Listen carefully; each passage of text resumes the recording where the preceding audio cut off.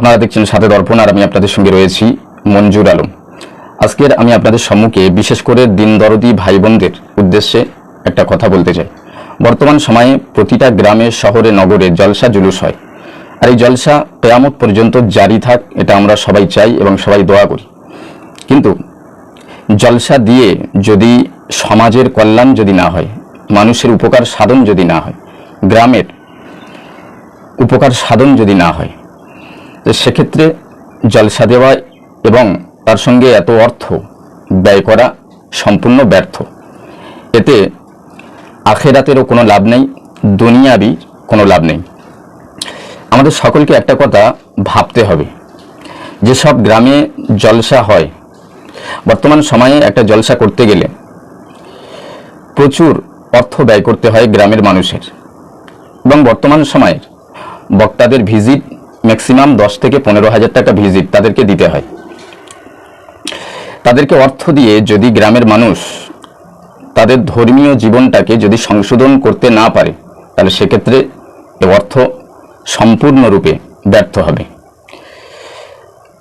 জলসার কমিটি সাহেবানদের একটা কথা খেয়াল রাখতে হবে, যেসব গ্রামে যেসব বিষয়ের বক্তব্য বায়ান দরকার, যেসব গ্রামে যেসব পাপ অপরাধ এই কাজগুলো হয়, নিন্দিত কাজগুলো হয়, সেসব গ্রামে জলসার কমিটি সাহেবানদের মজবুত হতে হবে।